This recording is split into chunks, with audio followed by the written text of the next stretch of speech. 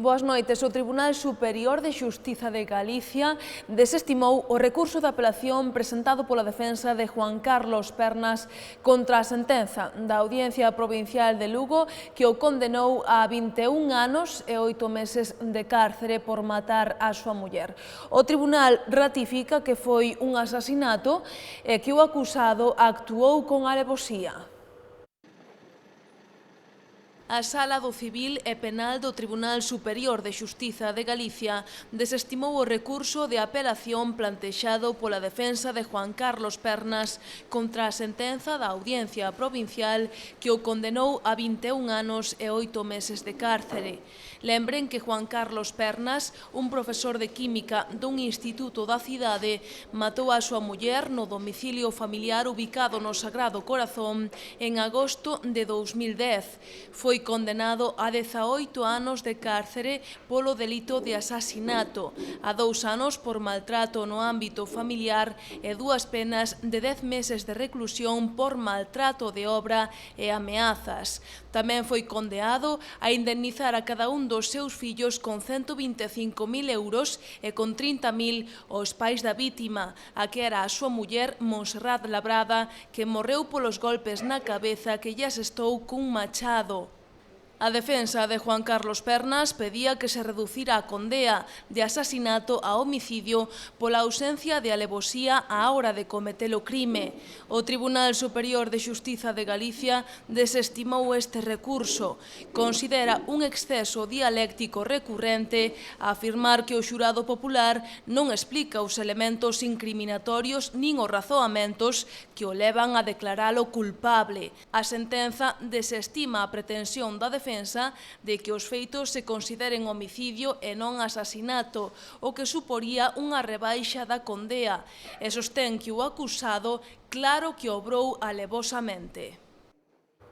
Galicia é a cuarta comunidade autónoma con menor taxa de criminalidade.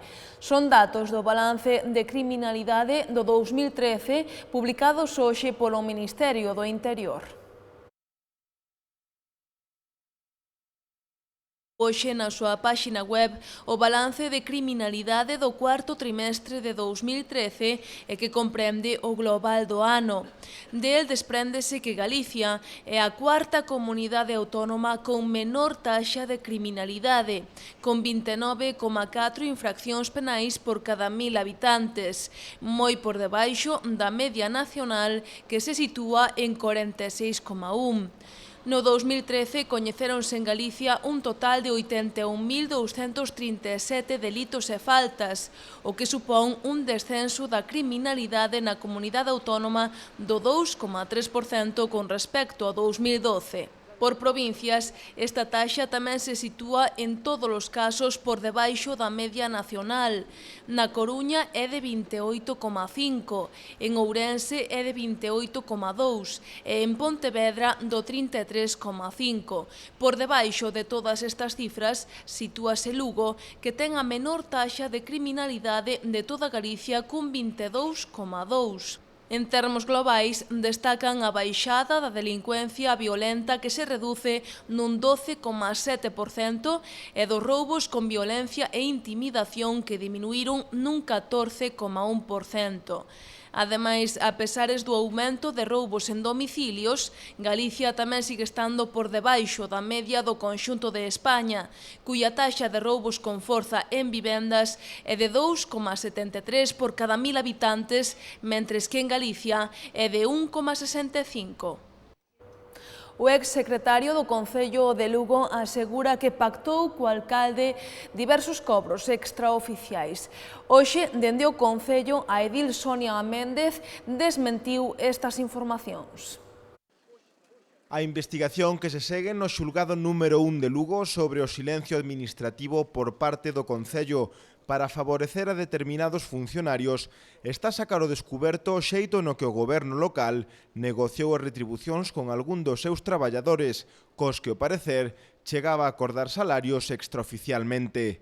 Segundo informa hoxe o xornal El Progreso, no caso do anterior secretario municipal, Luís Regal, que presentou un documento oficial polo rexistro no que explicaba como chegou a un pacto persoal co alcalde, José López Orozco, para percibir 24.000 euros, malia a existencia dunha sentenza do Tribunal Superior de Xustiza de Galicia que ditaba que non tiña dereito a esos cobros. Unhas informacións que axiña desmentiu o edil de Economía Sonia Méndez, que asegurou que o alcalde de Lugo nunca pactou nada extraoficialmente e que todo o que se fixo ten constancia por escrito. Pois non hai nada diso porque o alcalde non pactou nada de xeito extraoficial. Todo o que pudo percibir o secretario está recollido por escrito en distintos expedientes que existen no Concello. Lugo está entre as provincias de España con maior índice de economía sumerxida. Segundo publica hoxe El Progreso, o nivel de fraude ascende ao 28,3% do seu PIB, atendendo ao informe de 2012 de Gesta. Segundo este informe, na provincia de Lugo, preto de 2.000 millóns de euros se escaparían cada ano das obrigas tributarias. Esta maior actividade económica en negro de Lugo pode explicarse por diferentes razóns. O aumento de chapuzas e pequenos traballos que non se declaran feitos por desempregados que esgotaron a prestación. Tamén polo aumento de determinados impostos que fai que algúns autónomos e pequenos empresarios recurran á economía sumerxida para subsistir.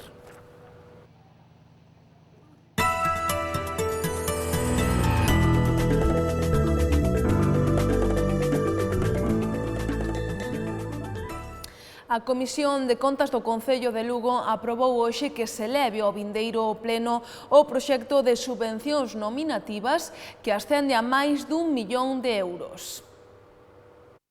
Se acordou elevar a pleno o proxecto de subvencións nominativas presentado polo Goberno local por un importe de 1.100.000 euros. Amosar a total satisfacción do Goberno local co feito de que o PP e o Bloque mudaran de opinión e non satisfacción polo noso desexo persoal de que así fora, senón que estamos satisfeitos polas asociacións, porque as asociacións sociais merecen que solucionemos canto antes este tema que incide de maneira tan importante na súa financiación e no seu funcionamento diario.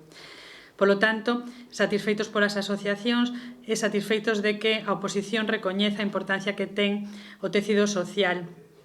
Para o tecido social, as axudas nominativas, estas subvencións nominativas para asociacións concretas, para proxectos concretos que o Goberno local aprobou.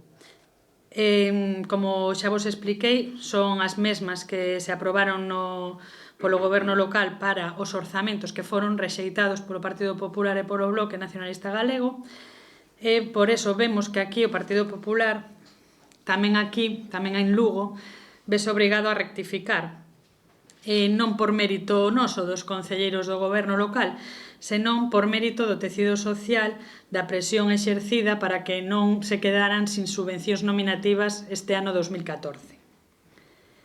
Polo tanto, unha boa noticia é que esperamos que culmine o vindeiro luns no pleno que se celebrará. O presidente provincial do Partido Popular, José Manuel Barreiro, respondeu hoxe a preguntas dos xornalistas ás críticas vertidas onte polo PSOE sobre o proceso de funcionarización de 4 prazas no Concello de Antas de Ulla, das que se beneficiarían o propio rexedor do devandito Concello, a súa muller e a muller doutro edil. Barreiro incidiu nas explicacións xa dadas polo rexedor de Antas de que leva décadas sendo funcionario do Concello moito antes de chegar a ser alcalde. Ademais, o presidente provincial dos populares subliñou que os socialistas deberían ter recelo hacia outros procesos de funcionarización que se teñen dado, por exemplo, na Deputación Provincial lucense. Barreiro facía estas declaracións respondendo ás preguntas dos xornalistas despois dunha rolda de prensa na que anunciou que o PP de Viveiro celebrará o sábado día 8 de febreiro o seu congreso local. Nel, os afiliados están chamados a escoller a persoa que sucederá a César Aja despois de 30 anos como presidente local. É chamativo, non? Que unha persona como é o alcalde de Antas, que é funcionario do Ayuntamiento de Antas desde fai creo que preto de 30 anos, Polo tanto, moito antes de que fose alcalde, incluso moito antes de que pola súa cabeza se lle pasase a ser alcalde. Noutro caso, ademais, en donde a súa dona é tamén traballadora do Concello de Antas de Ulla moito antes de que o seu marido, o actual alcalde, fose alcalde e tan seguira concellal, pois, bueno, chama a atención, non? Eu creo que o mellor, se o señor Besteiro non se pon de perfil, igual non era malo que mirase, e o mellor é unha forma boa para recordarlo, a determinados procesos de funcionarización na propia Diputación Provincial de Lugo. Mesmo incluso algúns que, desde o punto de vista da actividade profesional, pois teñen vinculación importante cos medios de comunicación.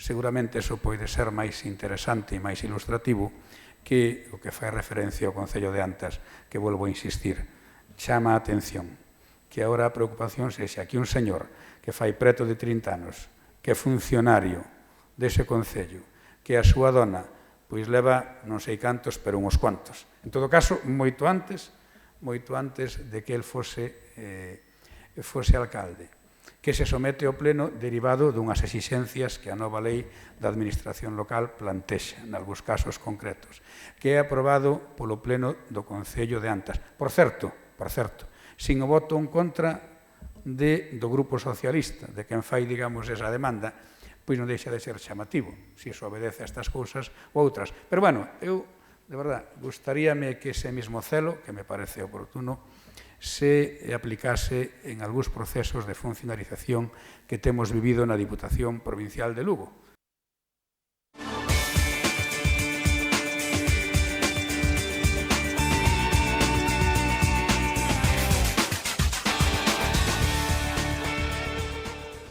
A Liga de Fútbol Sala está detida polo Campeonato de Europa.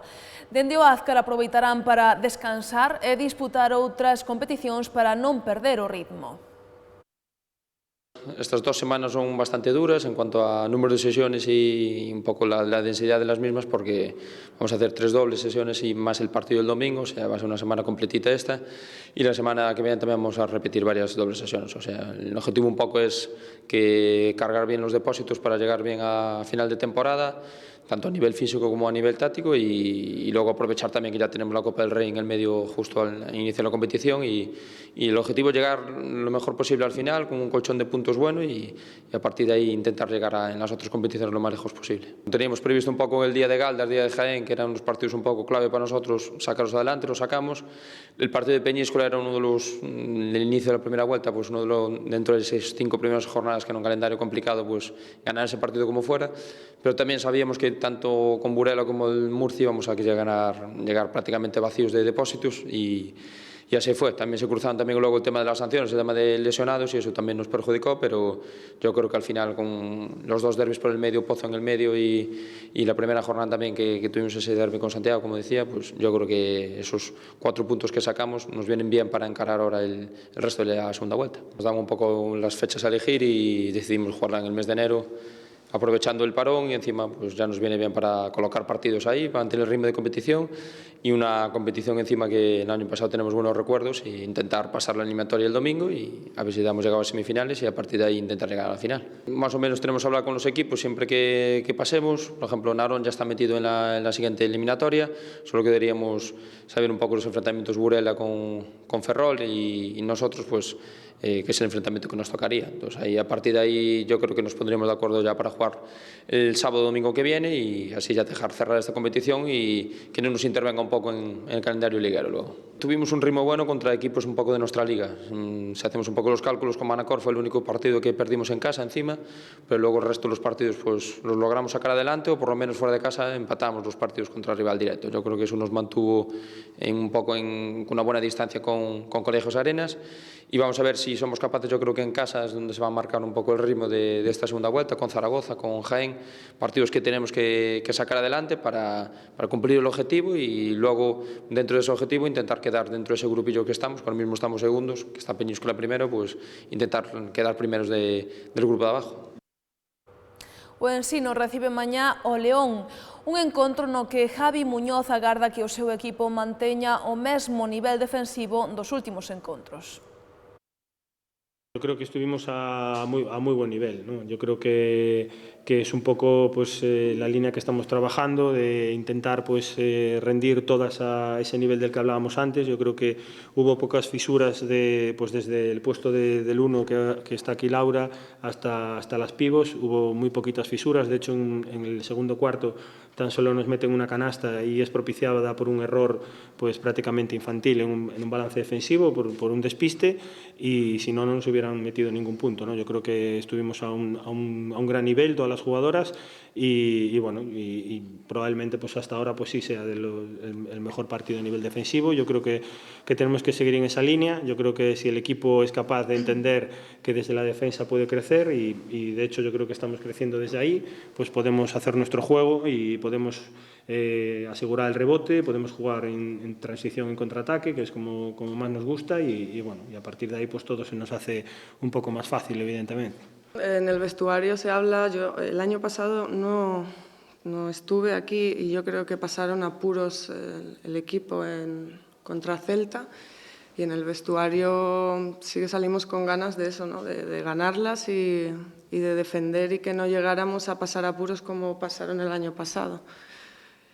Y desde un principio yo creo que se salió fuerte en defensa y las que íbamos saliendo, rotaciones, todas salimos a la misma intensidad. Así que hay un momento en el que a lo mejor te despistas, ya no por tal, porque es obvio, ellas también tienen su juego y pueden anotar.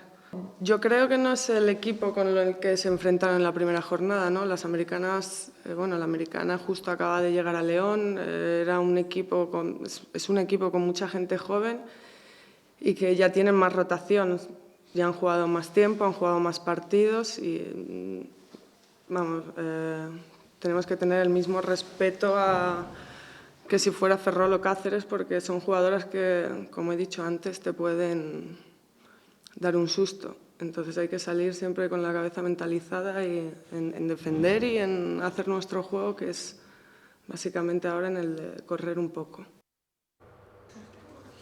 O Breogán voltou hoxe aos adestramentos despois duns días de descanso. Os xogadores de Lisardo Gómez completarán 6 adestramentos dende hoxe ata o sábado para recuperar o tono físico, pero tamén teñen tempo para desconectar e para iso o plantel ao completo e o corpo técnico visitaron hoxe o Centro de Asnais en Lugo. Ali descubriron as actividades que realizan os usuarios, como o servizo de lavandería, xardinería ou o taller de confección de alfombras.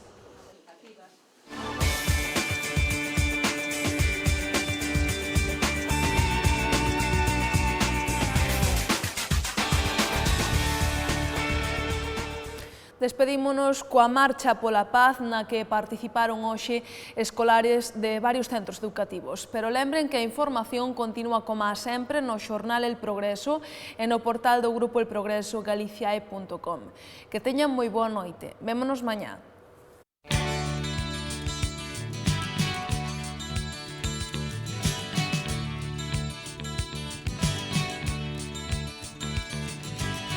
Silver truck stop, grain of sand. She didn't want me until I slipped out of her hand. Who makes the medicine taste like milk? Who helps the mermaids sort the seaweed from the silk? I'm not afraid of being lonely, I'm not afraid to be alone, but I've got to feel my way till the girl gets home. Plastic mirror ball, champagne smile. Is it okay if we just held each other for a while? She picked the wrong one to steal her dawn. Now she's somewhere between the rosebud and the thorn. I'm not afraid of being lonely, I'm not afraid to be alone, but I've got to feel my way girl gets home, till the girl gets home. Ice